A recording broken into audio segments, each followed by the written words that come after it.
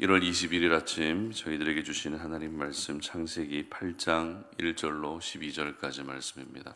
하나님이 노아와 그와 함께 방주에 있는 모든 들짐승과 가축을 기억하사 하나님이 바람을 땅 위에 불게 하심에 물이 줄어들었고 깊음의 샘과 하늘의 창문이 닫히고 하늘에서 비가 그침에 물이 땅에서 물러가고 점점 물러가서 150일 후에 줄어들고 일곱째 달 곧 그 달 11의 날에 방주가 아라랏산에 머물렀으며 물이 점점 줄어들어 열째 달 곧 그 달 초하룻 날에 산들의 봉우리가 보였더라. 40일을 지나서 노아가 그 방주에 낸 창문을 열고 까마귀를 내놓음에 까마귀가 물이 땅에서 마르기까지 날아 왕래하였더라. 그가 또 비둘기를 내놓아 지면에서 물이 줄어들었는지를 알고자 하매 온 지면에 물이 있으므로 비둘기가 발붙일 곳을 찾지 못하고 방주로 돌아와 그에게로 오는지라. 그가 손을 내밀어 방주 안 자기에게로 받아들이고 또 7일을 기다려 다시 비둘기를 방주에서 내놓음에 저녁 때 비둘기가 그에게로 돌아왔는데 그 입에 감람나무 새 잎사귀가 있는지라. 이에 노아가 땅에 물이 줄어든 줄 알았으며 또 7일을 기다려 비둘기를 내려놓음에 다시는 그에게로 돌아오지 아니하였더라. 아멘. 매를 버는 사람이 되지 말아라 라는 제목으로 오늘 아침 말씀 전합니다. 우리 주변에는 매를 버는 사람이 있는 반면에 들었던 매를 내려놓게 하는 사람도 있습니다. 쉬운 예로 아이가 잘못한 일이 있으면 부모로서 어떻게 해야 됩니까? 그에 대한 잘못을 가르쳐야 되고 또 훈계를 해야 됩니다. 그리고 이 과정에서 매를 들어야만 할 때가 있습니다.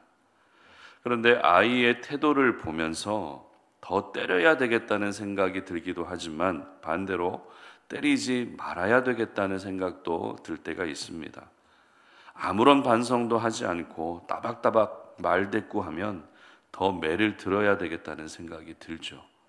그러나 진심으로 반성하는 모습을 보이면 매를 들었다가도 다시 그 매를 내려놓게 됩니다.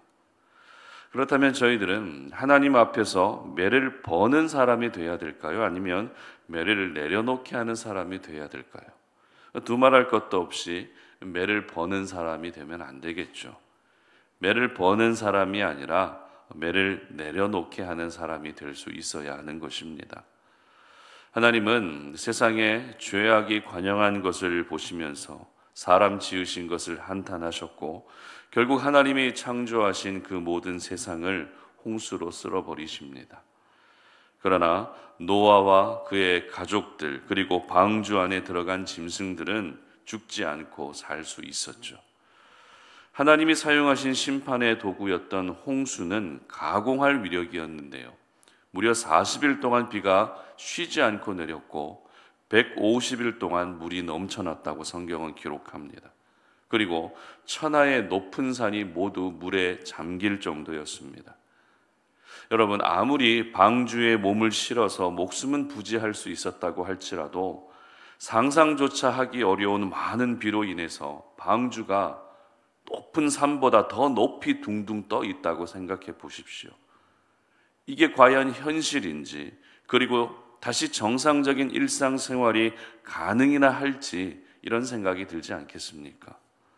이렇게나 비가 많이 내리고 홍수로 모든 지면에 있는 것들을 덮으셨다는 것은 하나님이 말씀하신 그대로 모든 살아있는 생물을 하나도 빠짐없이 쓸어버리시겠다는 하나님의 굳은 결심을 볼 수 있는 부분입니다. 그런데 홍수가 끝나고 물이 점점 줄어드는 결정적인 계기가 있었습니다.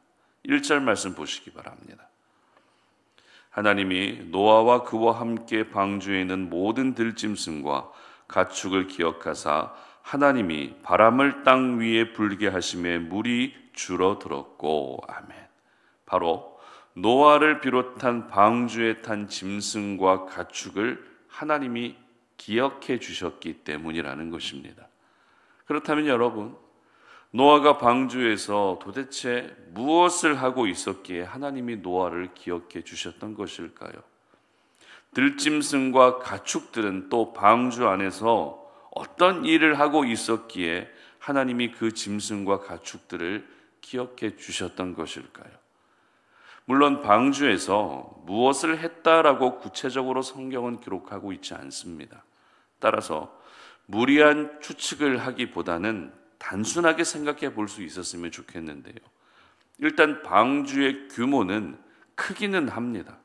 하지만 방주가 크다고 해서 그 안에 타고 있는 짐승들의 숫자가 적었던 것은 아닙니다. 이게 무슨 말인가 하면 방주가 큰 만큼 그 안에 타고 있었던 짐승들의 숫자도 굉장히 많았기 때문에 그 안에서 무언가를 할 수 있는 환경은 아니라는 것입니다.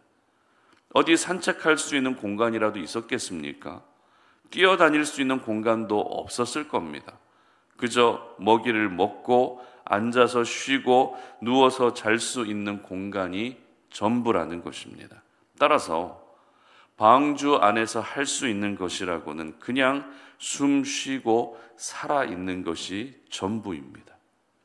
그런데 이렇게 지극히 단순한 삶은 노아도 마찬가지였을 겁니다. 그나마 짐승보다 나았던 것은 무엇입니까?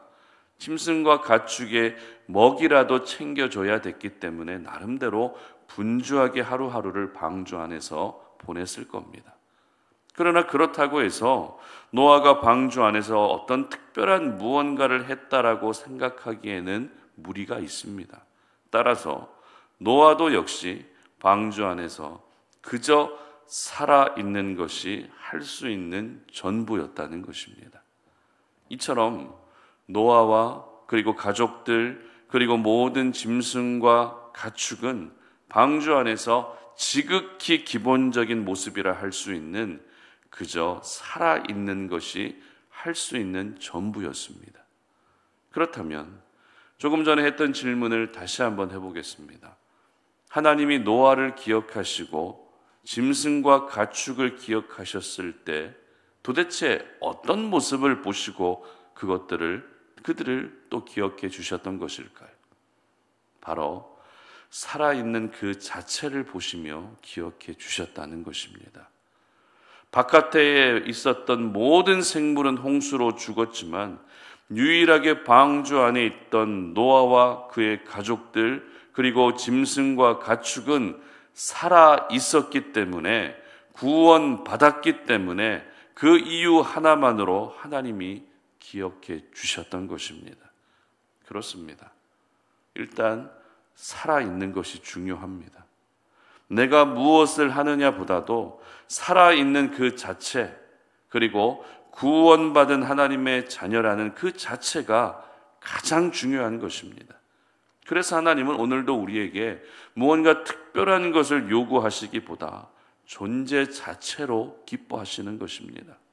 스바냐 3장 17절 말씀을 제가 읽어드리도록 하겠습니다. 너의 하나님 여호와가 너의 가운데 계시니 그는 구원을 베푸실 전능자시라. 그가 너로 말미암아 기쁨을 이기지 못하시며 너를 잠잠히 사랑하시며 너로 말미암아 즐거이 부르며 기뻐하시리라 하리라. 아멘. 여러분, 이것이 바로 우리 하나님께 기억될 수 있는 방법인 것입니다.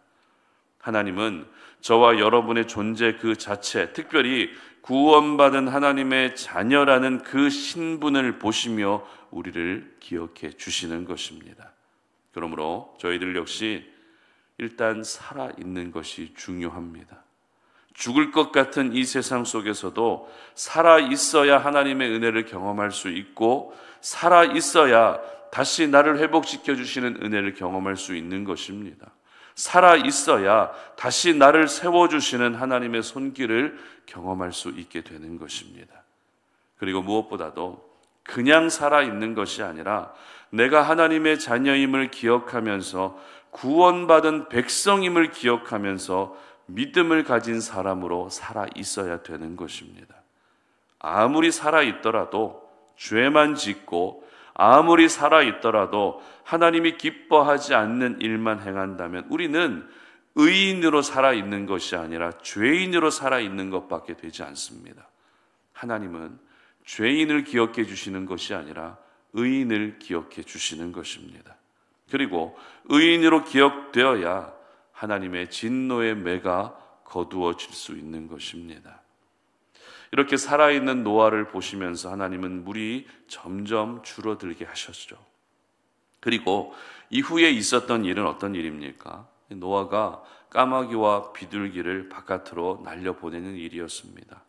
이유는 이 세상 속에 물이 빠졌는지 물이 그대로 남아있는지 바깥 세상의 환경을 확인하기 위해서 까마귀와 비둘기를 순서대로 날려보냅니다. 먼저 까마귀를 보냈더니 물이 아직 많았기 때문에 계속 방주를 왕래합니다. 두 번째는 비둘기를 또 보냅니다. 그러자 발붙일 곳을 찾지 못하고 다시 비둘기가 방주로 돌아오게 됩니다. 그리고 다시 비둘기를 날려보내자 감람나무 잎사귀를 물어온 것을 보면서 이제 물이 줄어들고 있구나 하는 것을 알게 됩니다. 그리고 마지막으로 또 비둘기를 보냈더니 이제는 다시 방주로 돌아오지 않는 것을 보면서 이제 세상에 모든 물이 빠졌구나, 물이 거쳤구나라는 것들을 알 수 있게 되죠. 어찌 보면 바깥 세상을 확인하기 위한 가장 적절한 방법일 수 있습니다.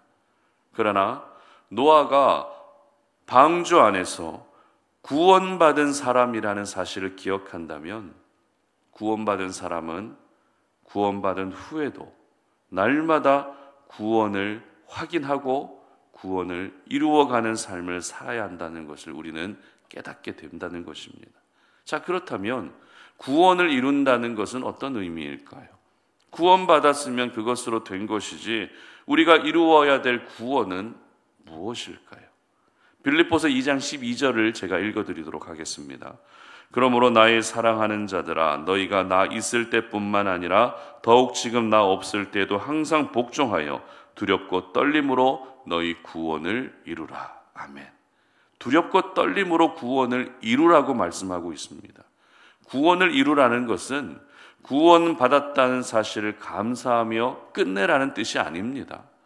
천국에 가는 그 순간까지, 하나님 나라에 가는 그 순간까지, 다시 말해서 구원이 완성되는 그 순간까지 자신의 자리에서 항상 거룩하고 성결하게 살아가야 된다는 것입니다. 영적으로 더 성숙해지기 위한 수고와 노력을 해야 된다는 것입니다. 내가 구원받은 사람이지만 그 구원의 확신으로 내가 날마다 살아가고 있는지 자신이 받은 그 구원을 항상 점검해야 된다는 것입니다. 바로 노아는 구원받은 성도로서 구원을 이루는 삶을 방주에서 나오는 그 순간까지 살아내고 있었던 것입니다. 그렇습니다, 여러분.